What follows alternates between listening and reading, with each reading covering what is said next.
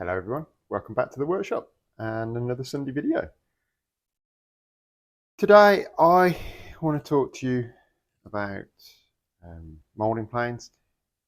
In particular, I want to talk to you about a specific subject with regards to moulding planes, and that is these panel moulders like this one or architrave moulders like this one that have a very short fence.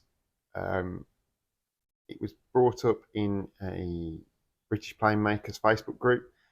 Guy had got one and he said, oh, it's unusable because the fence is short. But as you can see, most of them, the fences are short.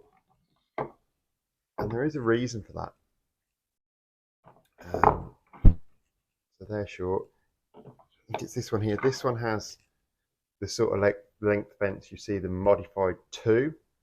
But if you're going to use a fence like this, produce a fairly thin panel moulding or a fairly thin edged architrave, then unfortunately you have to set it up so it sticks out past the edge of the workbench or past the edge of your sticking board.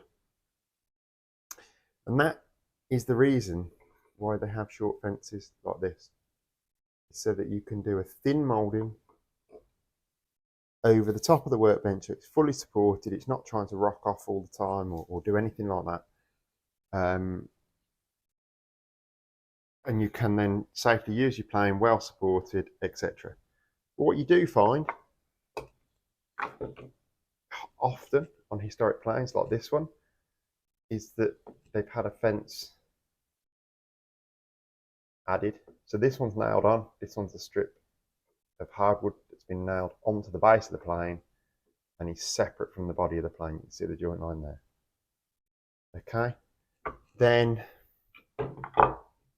this one is another one. This one's been screwed on by somebody. You can see the flathead screws there. And that's just a square block of wood that's been fixed on, so it sits at an angle to the body of the plane because it's literally square. Whereas this one has been planed out of square to make it fit the plane. This one was just literally a nice thin strip. It looks like oak to me. Thin strip of oak, drilled and screwed to the body of the plane. And then this one is one that I did very quickly in a hurry, just to do 3 foot of moulding that I needed for a repair because it fitted the moulding I was using. This plane is very badly damaged. The sole's been modified, the blade's been modified, and this fence has completely worn off it. But I just needed it to work very quickly, just for half an hour while I made less than half an hour while I made the moulding I was doing. So this one is double-sided taped on with foam glazing tape. You can see there, and this stuff sticks incredibly well. But when I want to take this fence off, I just pop it off, and then I can use some methylated spirits just to wipe, and that'll break up the adhesive on the strip, and it'll come away leaving no damage to the sole of the plane whatsoever. This big plane here, which is a Molesley, is interesting. So this one, yes, it's had a new wedge, it's had a replacement wedge added, but I think this plane originally was owned or was brought new by Elstons, and I think Elstons were the joinery company that owned it, or the carpentry company, the building firm, whatever. Elstons were the firm that owned this plane, and it would have sat in Elstons workshops because a lot of big general building firms at the time had joinery shops as well, and Elstons joiners would have made mouldings using this plane for Elstons jobs, and it would have gone back on the shelf because that plane belonged to the firm. So when we're discussing these planes with short fences, something like this works really well because this one just lips over the arris really nicely. When you get that down, you've got this piece here demarked, it will run on the previous work, and especially once this quirk starts to be cut, this will then guide this plane in the cut quite nicely. So they don't need a deep fence, but you do need a good sharp square area to start the planes with. So I'm going to take this much older panel plane. It's a beautiful plane. You see there, I've not taken any patina off it or anything. I tried deliberately to leave where the hand marks have sat, you know, where it's been operated over the years, where the thumb sat. I've deliberately tried to keep all the patina on that plane, but I did just clean, it had a hideous thick layer of wax put over it, and I did just clean that off. So this plane's marked J. Wainwright. I can find very little about him, but it's understood, or to me it's understood from previous work, that he was a plane maker who went to America. Quite an early plane this is. Lovely square chamfers, beautiful early wedge, you know, just a really nice plane. So I've got a little piece set up on the bench top here, and I'm going to use the plane.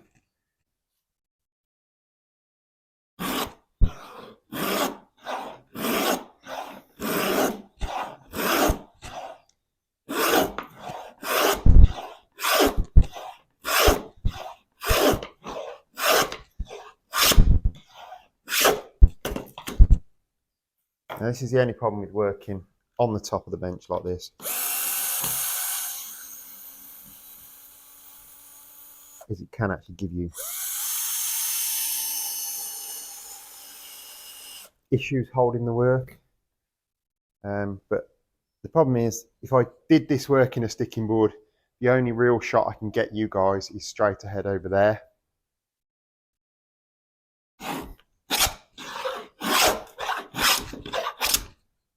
You do have to be a bit wary with these short fence planes.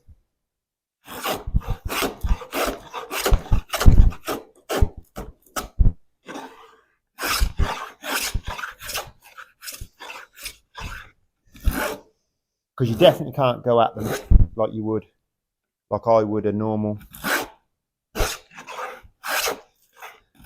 moulding plane. They do take a little bit more thought.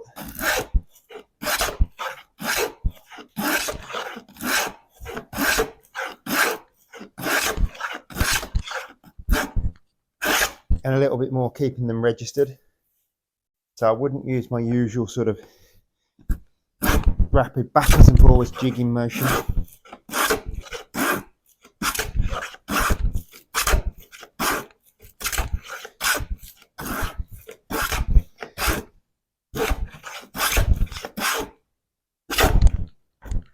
Certainly not with a panel plane like this. There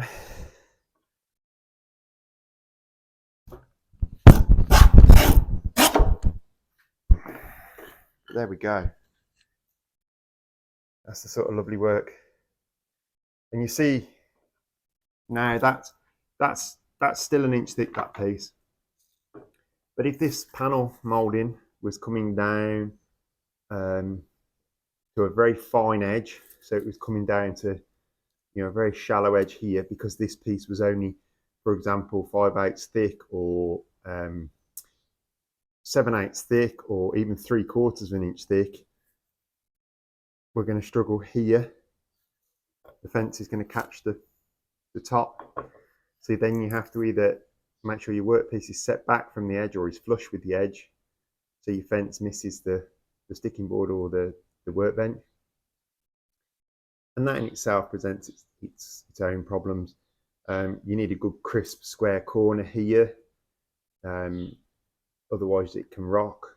You know, you need a good support surface when you're making mouldings like this, and that's why these planes are so common with short fences. Is because they have to work to a very short edge. So that's it about the planes today, guys. Thank you all for watching. Sorry this is not the video that everyone was expecting on different moulding types and quirks and that sort of thing. That video is coming, just it's got away from me this week. I have started it, but it's been a really hectic week with farm work. We've been silaging, I sheared the last 60 odd sheep I'd got left to shear yesterday. And yeah, silaging all week. I've been here on my own for a large part of the week. I've done an awful lot of hours of tractor driving this week that wasn't foreseen, wasn't planned. But father-in-law was away on a vintage tractor run all week. So,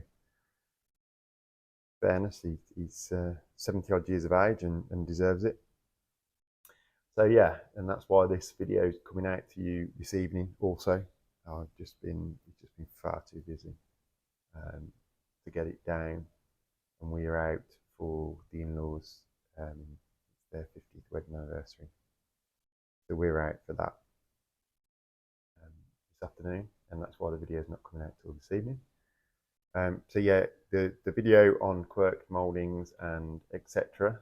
is coming probably hopefully next Sunday if I get time this week to have a few hours in the workshop. But we've got hay down at a friend's over in Bromsgrove as well, so that's got to be fetched back early part of this week. So it's all a bit hectic just at the minute.